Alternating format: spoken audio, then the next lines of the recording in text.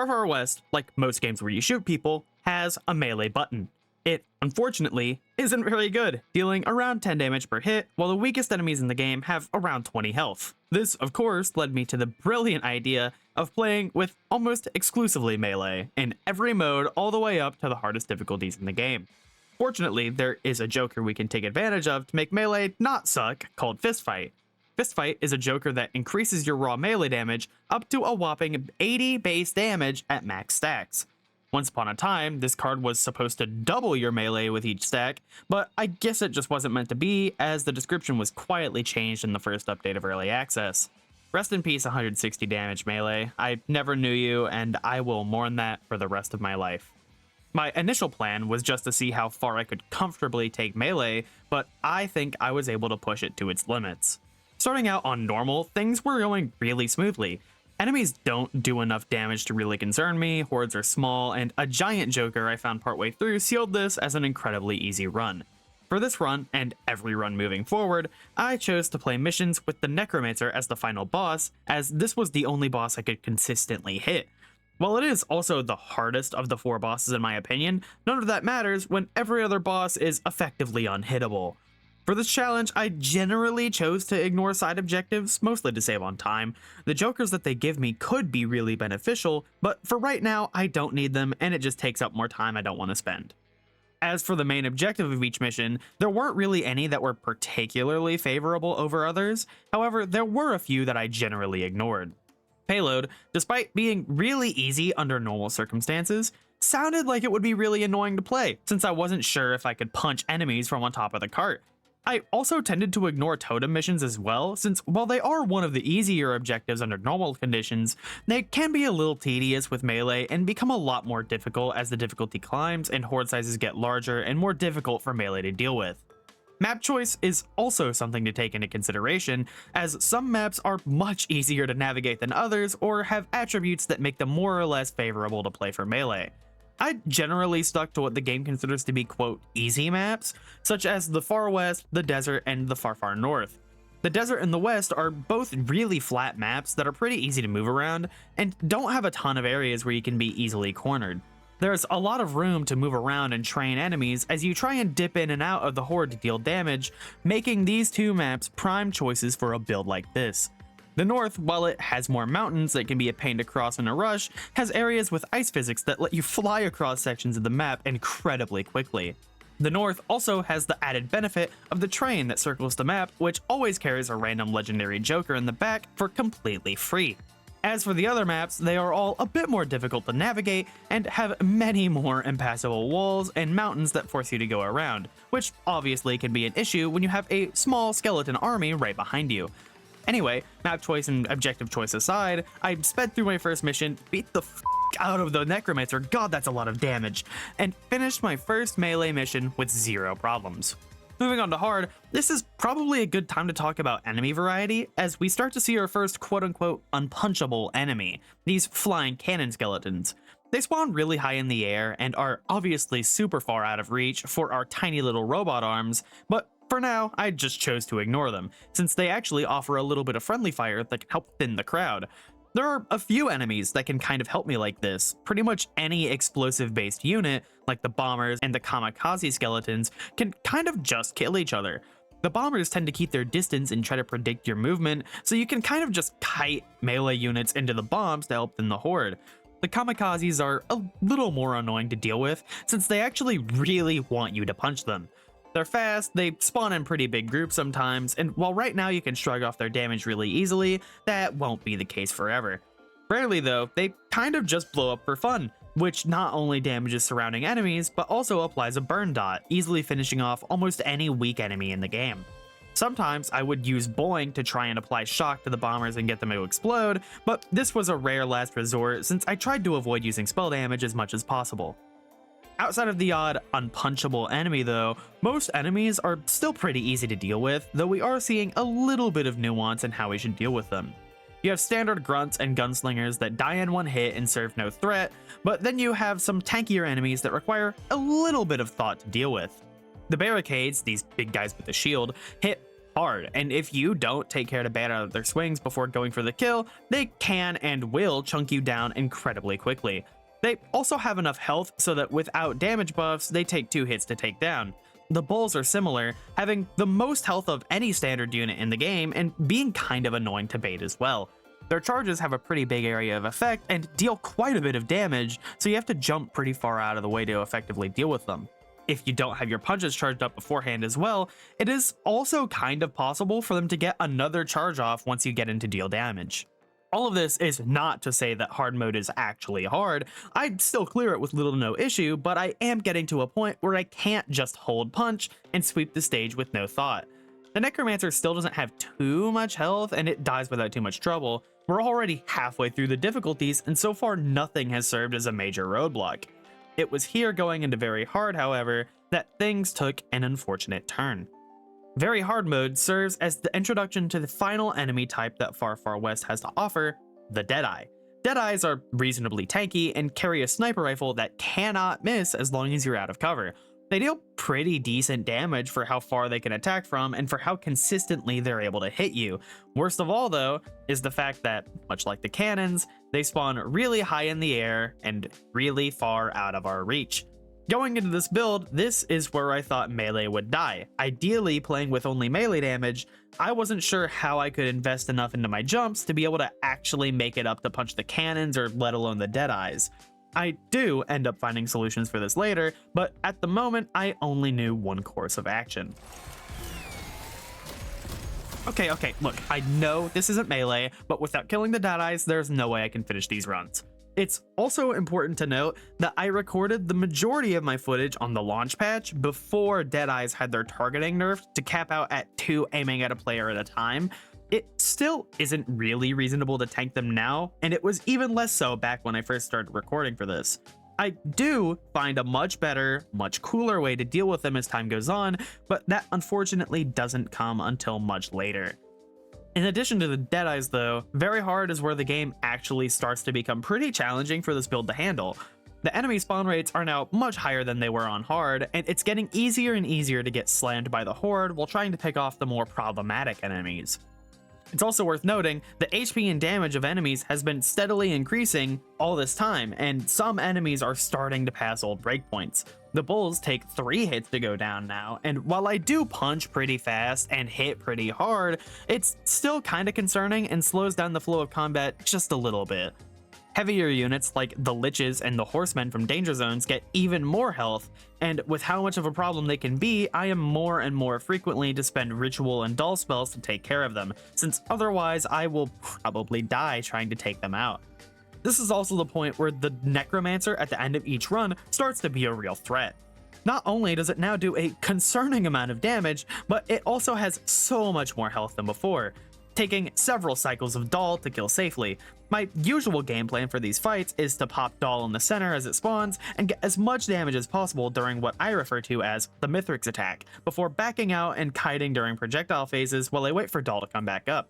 If I get lucky and have a dynamite cart in the area surrounding the boss, I might toss a couple of sticks to clear the horde, though that's more of an emergency measure. These fights, despite how much damage I can do in a vacuum, take a really long time with how safe I play them. Unless I get really lucky with camps or the rare side objectives I'll take, it's pretty rare for me to have any meaningful jokers going into the fight, meaning I usually don't have many healing or defensive options outside of my bottle crate utility. Regardless of all of that though, after only one failed attempt, I was able to clear a mission on very hard with only a little bit of use for my revolver. Surely, if very hard wasn't too big of a deal, Nightmare will be fine too, right? Oh god. So in 2 sessions, I unlocked Fistfight and completed every difficulty up to very hard, skipping easy because it's boring. Beating Nightmare took me 4 days, like a couple hours a day, every day for the better part of a week. At first, I thought I could just keep playing the way I have been, but I realized that wasn't gonna happen. There is such a drastic jump going from very hard to Nightmare that I just was not ready for. Enemy spawns, even outside of storms, are so much higher that it's kind of rare sometimes to get a moment of peace. God forbid I enter a danger zone by mistake, or I might not get a breather for the rest of the run. Pair this with the now much higher damage that enemies deal, and clearing hordes takes so much longer than it ever has. This new level of damage also brings a myriad of new problem enemies to the table, most notably the kamikazes. Remember earlier when I said you could shrug off their explosions pretty safely? Yeah, try doing that when they hit you for 28 damage. Even with full health investment, I still die in 5 bombs from these, and they just love to spawn in massive groups that I really have no way to deal with. The kamikazes are a problem, and they're not even the only new issue. The barricades do just as much damage, and while they're slow, it's so much harder to bait them out when you have 10 of them and about 50 other enemies swarming you. The Prowlers, while only doing 16 damage, attack twice, and when they group up, they sort of desync their swings from each other, making it almost impossible to get in without being hit for a quarter of your health. The Bombers now deal up to 32 damage a shot, and with how many spawn and how they sync up their attacks, they can kill you instantly if you stop moving for too long. Every enemy can be a genuine threat, and there are so many enemies that can be genuine run-enders if left unchecked.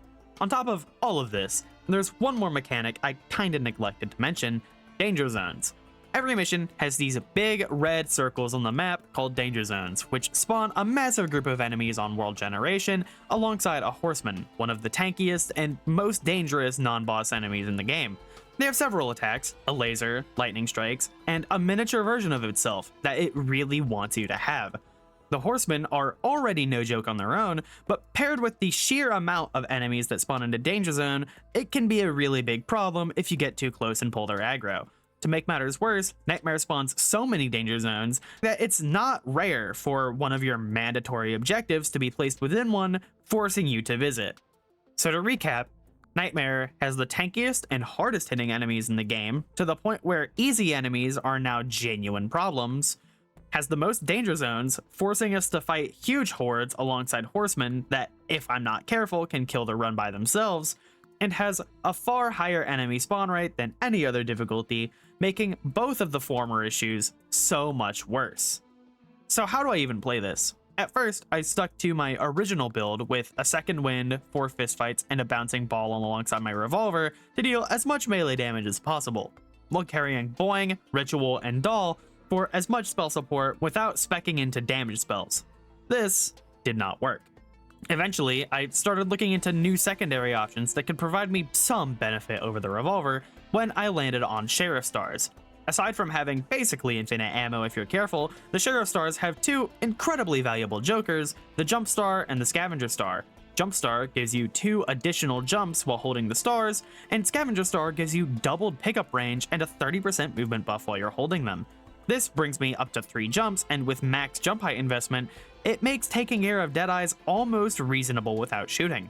It was at this moment that I actually made the decision to cut one of my fistfights so I could fit in an extra jump, taking my jumps up to 4 and allowing me to kind of consistently punch the Deadeyes.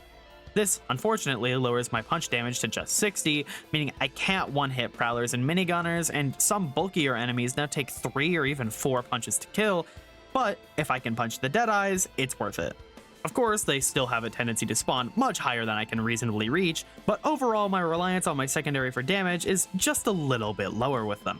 Unfortunately though, I now need my secondary to deal with kamikazes, as otherwise I still have no way to deal with them. It's basically impossible for me to avoid the explosion killing enemies around it, but I don't really have a better choice. It's either that or I kill myself. Even with my newfound vertical mobility, this still wasn't enough to pull through Nightmare, and with a little bit of discussion within the Far Far West Discord, I made the executive decision to swap Boing and Ritual for Drain and Decoyo. Now yes, these are objectively damaging spells, but I wasn't sure what else I could do. The mobility from Boing is basically useless with how many jumps I have at this point, and Ritual had basically no value throughout all of my attempts on Nightmare. Unless the enemies are entirely clear or I'm willing to pop Doll first, it's almost impossible for me to get any real healing out of Ritual. It heals too slowly and is too small of a radius to be effective during combat, and so I swapped it out for Decoyo so I can give myself a moment to breathe, and I dropped Boing for Drain to give myself a consistent on-demand heal. Decoyo unfortunately explodes at the end of its lifespan, but it keeps me alive so I can heal up and get back into punching, so I'll take what I can get. All of this amounted to my final run with the melee build, which might be one of my favorite runs I've ever had. For this run, I actually chose to play a totem mission since now that I have Decoyo, I have a way to redirect the horde's attention while I get kills in. Early on in the mission, I played really cautiously and tried to take a few camps for jokers, and eventually, after getting a handful stacked up, I went for the main objective. The enemy countdown for totem objectives ticks every time an enemy dies, whether they were killed by a player or not, so a lot of this objective was actually spent just kiting enemies into each other and occasionally popping Doll or Decoyo so I could get some punches in. After the first and eventually second waves of the totem finished though, I did something I hadn't really done yet. I lingered. I spent far longer than I had for any of these other runs just roaming around and looking for jokers, and aside from getting a much needed damage boost, I also found a handful of jokers that were really good for my healing.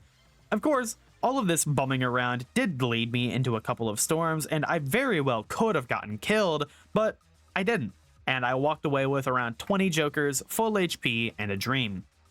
To prepare for the boss, I spent all of my utility charges placing bottle crates around the arena for extra access to healing throughout the fight. With everything in place, I triggered the final boss encounter and got to work.